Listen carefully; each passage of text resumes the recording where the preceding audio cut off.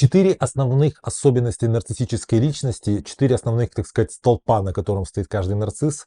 Мы сегодня поговорим об этом, во-первых, для того, чтобы вы понимали, что, собственно, происходит с нарциссом, потому что у многих людей есть такое ощущение, что нарциссы — это вот просто такие люди, которые вражески относятся к своим близким, и это просто какое-то исчадье ада, и, знаете, там обычно рассуждения по поводу нарциссизма заканчиваются всякими супер такими, знаете, глубокими рассуждениями, типа надо бежать, роняя тапки, там, вот. Я считаю вообще, что идея решать любую проблему тем, чтобы бежать, она как бы, ну, немножко такая, немножко панически ажитированная. То есть нужно во всем разбираться. Кроме того, важно понять, что вот этот вот переход от здорового человека к нарциссу — это плавный такой градиент. То есть понимание этого, во-первых, нам объясняет, что нарцисса можно, так сказать, вылечить. То есть нарциссы податливы к психотерапии, вернее, как психотерапия с нарциссами сложно запускается, но если уж нарцисс пошел в психотерапию, если уж изменения в нем происходят, то, как правило, прогноз очень благоприятный, потому что надо понять, что все достижения такие яркие, которые мы имеем в цивилизации, они созданы людьми с нарциссическими чертами личности. Другой вопрос, что очень важно, чтобы нарцисс мог корректировать свое отношение к своим близким для того, чтобы он был все-таки социализирован полностью, а не только, так сказать, на широкие массы. Меня зовут Евгений Масеев, я психиатр, психотерапевт, и сегодня мы говорим о четырех таких очень важных паттернах в поведении нарцисса, которые, так сказать, рисуют его личность, рисуют его поведение. Если вам это интересно, ставьте лайк под видео, можете этим видео поделиться в своих соцсетях, чтобы не потерять его, чтобы другие люди могли его посмотреть. Подписывайтесь на мой канал, конечно же, нажимайте на колокольчик, чтобы получать уведомления, и мы начинаем. Первое – это недостаточный любовный опыт. То есть это то, на чем вообще зиждется нарциссизм, это вот это вот убеждение в том, что ты любви не заслуживаешь, либо она должна быть с какими-то условиями. То есть как это обычно формируется? Вот ребенок приходит куда-то со своими взрослыми, где собирается большая семья, где много детей, или там много пар, вот, ну, собираются знакомые, взрослые, и они все приводят туда своих детей. И вот все взрослые начинают по очереди умиляться детьми, особенно женщины. Женщины же, знаете, когда видят детей, они же не особо там отщелкивают вообще, как они себя ведут. Ой, там у Машеньки такие большие глаза, ой, а Петя там у него такие красивые ресницы, а там еще у кого-то что-то красивое. И вот стоит какой-то, ну, условно там, скажем, Валера в уголочке, а он такой, ну, ничем не выделяется, у него нет никаких, он там не болел ничем, у него нет никаких-то особенностей, нет никакой-то дисплазии. То есть он просто такой вот обычный, нормальный, ничем не выражающийся. И вот в какой-то момент родители хотят, чтобы дети как-то выступили. Они ставят табуреточку и предлагают детям рассказать стишочек. И вот дети все выходят и говорят что-нибудь там «пакля-шмакля», там, или «села ложка на варенье», вот и все стихотворение. И вот выходит этот Валера, который совершенно не получил должного внимания из-за своей внешности со стороны родителей, и рассказывает стишок, там, 4 там, или 3 четверостишия. То есть достаточно большой для такого возраста стишок. Конечно же, зал рвет и воет, стоящие овации, и родители все в шоке, потому что действительно это, ну, ребенок подготовился, выучил длинный стих. Он получает вот это вот большое количество подтверждения своей ценности, своей значимости, и он понимает, что для того, чтобы тебя любили, тебе нужно работать.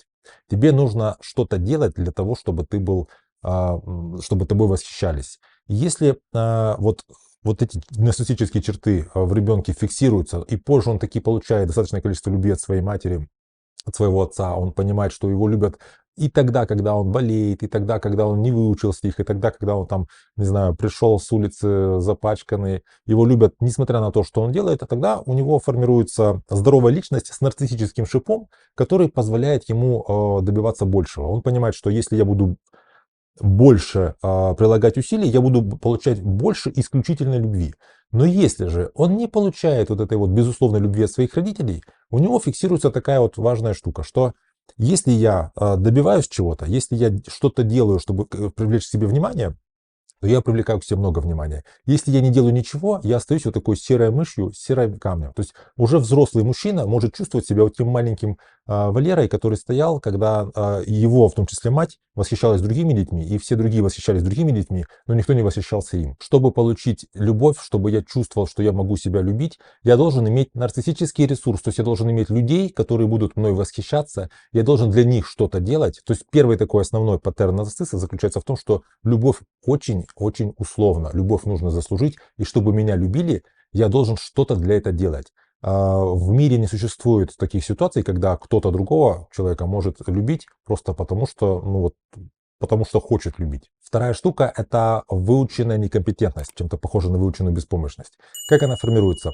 Когда ребенок в детстве начинает, предположим, рисовать, родители говорят ему, что вот ты правильно рисуешь, давай я подправлю. То есть ребенок нарисовал лошадь, приносит маме, говорит, смотри, мама, какая лошадь. Ну, там лошадь как-то нарисована по-детски.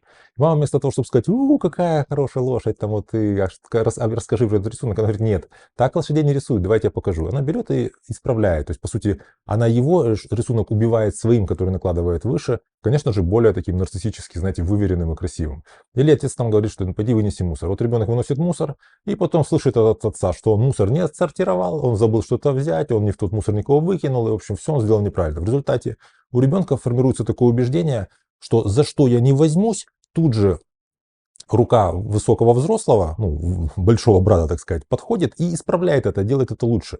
То есть, что я не делаю, оно не то, что вот сделано неправильно, оно тут же исчезает, потому что оно исправляется. Понимаете? В такой ситуации я не могу взять ответственность ни за то, что я делаю для себя хорошего, ни за те ошибки, которые я делаю. Соответственно, когда такой человек вырастает, он считает, что его должны сделать счастливыми люди, которые находятся вокруг. То есть какие-то другие люди, эти вот заменители родителей, должны делать его счастливым. Он ищет свой нарциссический ресурс. И то же самое касается насчет того, что с ним происходит не так. То есть во всех его бедах виноваты кто-то еще. Я не могу найти работу, потому что в этом городе нет нужной работы. Меня родители не отдали в правильный институт. Наше государство не будет оплачивать ту работу, кем я хочу работать. В конце концов, если я набрался кредитов и теперь я должен много денег, то это не, я не беру ответственность за то, что я сделал неправильно. Потому что я некомпетентен в том, чтобы делать даже такие неправильные вещи. Я все сделал правильно, но такая дурацкая банковская система насчитала мне таких дурацких вот этих вот процентов, и все так получилось как бы само. Третий паттерн – это императивное мышление, то есть должен вместо хочу, надо вместо можно.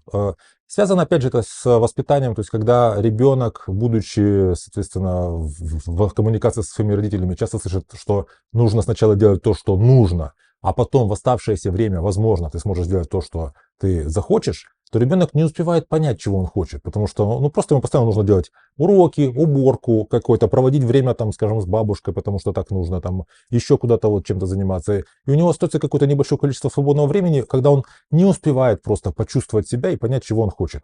В результате, будучи взрослым, такой человек всех людей воспринимает с позиции того, что ну, что-то должно быть. То есть ему непонятно, почему вы можете не хотеть с ним провести этот вечер. Очень логично с его точки зрения, что вы должны провести этот вечер с ним, потому что, ну, предположим, он так много для вас сделал. И если вы говорите, что мы можем провести с тобой вечер, но я просто не хочу, для него это не хочу, оно кажется непонятным таким отвержением. Он воспринимает это как какую-то личную обиду, потому что он не понимает, что значит не хочу. Для него есть то, что человек должен делать, и то, что он, например, отказывается делать. И четвертая важная вещь про нарцисса – это то, что нарцисс живет такой жизнью, которая представляет собой соревнование. Он с утра просыпается, и это как такой бесконечный лиман. Вот он сейчас находится на такой-то строчке рейтинга в гонке с теми-то или теми-то другими людьми. То есть получается, что постоянно я себя с кем-то сравниваю, значит, я должен постоянно оценивать себя, я должен оценивать другого человека. Находясь в отношениях с нарциссом, вы постоянно будете сталкиваться с оценочным мышлением, с оценочными суждениями. Он постоянно будет вас оценивать. Вы здесь достаточно хороши, здесь недостаточно хороши. Вы будете получать такую похвалу, от которой вы будете прям передергиваться. Потому что когда вы что-то сделали хорошо, то в этом хорошо либо очень много зависти, либо это такая оценка, как будто бы, ну вот, молодец, холоп правильно сделал, барин тобой доволен. То есть это не радость за вас, что вы что-то сделали, вот у вас какое-то, не знаю, повышение на работе или еще что-нибудь. Что-то вы сделали, у вас достижение. Нет, это такое покровительственное какое-то оценивание, что молодец, неплохо справился, как, знаете, такой с позиции какого-то ментора или учителя. Ну, либо, конечно же, привет все возможные негативные оценки. То есть все, что вы делаете не так, будет оценено, что здесь ты сделал не так, здесь ты сделал не очень хорошо, и при этом нарциссы часто смешивают оценку действий с оценкой человека. То есть, например, женщина приготовила мужчине ужин. Мужчина по какой-то причине, потому что у него там плохое настроение или потому что что-то там не совпало, ему этот ужин не понравился, он тут же дает оценку этому ужину. Не что мне он не понравился, а это был плохой ужин. А затем он оценивает свою жену, предположим, что ты плохая жена. Понимаете? То есть не мне не понравился вот эта еда именно сейчас в связи с тем, что ну так как-то наложили звезды, а это объективно плохая еда, а ты объективно плохая жена. Все, дело закрыто, все понятно. Если вы проанализируете вот все эти 4 вещи, которые рисуют характер нарцисса, то есть недостаток любовного опыта, вот эта выученная некомпетентность, императивное мышление, то есть должен и надо, и оценочное мышление, то вы поймете, что все эти вещи характерны детям. И по сути, нарцисс это человек, который парциально не созрел. То есть это человек, который может иметь, скажем, машину, работу, дачу, не знаю, гараж, там какое-то социальное положение, но вот в плане близких отношений он остался ребенком. Ребенком или таким вот подросток, ранний подростковый возраст. И основная работа психотерапевта с нарциссом заключается в том, чтобы позволить, дать шанс, не сделать это за нарцисса, а дать шанс нарциссу вырасти, повзрослеть вот в этой своей части, в той своей части, которая касается межличностных отношений, которая касается построения близости. Это делать сложно, но возможно, потому что есть два заблуждения. Первое, что это невозможно сделать, второе, что это можно очень легко взять как-то и там чуть ли не знаю, таблетками там вылечить. Для чего это необходимо знать? То есть если вы находитесь в отношениях с нарциссом, вам надо понимать, что вы сталкиваетесь с проблемой, по сути, роста, проблемой развития. И если, скажем, это женщина, которая встретила мужчину, и вот они там, не знаю, 2-3 свидания, она понимает, что он нарцисс, то, ну, наверное, не нам принимать за нее это решение, ей не очень как бы выгодно продолжать оставаться с ним в отношениях, ожидая, что он вырастет, потому что ей нужно будет просто очень много времени ждать, и это, ну, оно того не стоит. Другое дело, что если это человек, который является вашим родственником, человек, с которым вы не хотите разрывать отношения, ну, предположим, вот это человек, который, вот, женщина любит мужчину, понимает, что у него есть какие-то нарциссические черты и хочет ему действительно помочь, потому что он для нее важен. Ей важно сохранить эти отношения, то в таком случае вам надо понимать, что поскольку вот это вот проявление нарциссизма это проблема роста, проблема развития, то ну, всегда есть куда расти, есть куда развиваться. То же самое касается, если вы про себя начинаете понимать, что у вас очень много вот этих нарциссических каких-то особенностей. Потому что часто в комментариях пишут, а что же делать, вокруг тогда все нарциссы, или там я вот в себе вижу, что я нарцисс, так что же типа теперь вешаться, ну как бы есть ли какой-то выход из этой ситуации? Да, выход из этой ситуации есть. Это проблема развития, проблема роста. То есть здесь нужно больше вкладывать в собственное развитие. Поскольку эта тема сложная, напишите, пожалуйста, в комментариях, интересно ли вам видео в таком формате смотреть, чтобы записывать мне их или не записывать, потому что я переживаю, что когда я записываю такие видео, ну так вот поглубже, с какими-то размышлениями, что их никто смотреть не будет, никому не интересно. Поэтому отзовитесь, пожалуйста, ставьте лайк, чтобы я видел, что вам это видео интересно. Можете этим видео поделиться в своих соцсетях, тогда больше людей увидят это видео. Подпишитесь на мой канал обязательно и нажмите на колокольчик, чтобы получать уведомления о том, когда я выхожу в эфир, либо делаю свои премьеры. Ну и берегите себя и своих близких, и до встречи в следующих выпусках.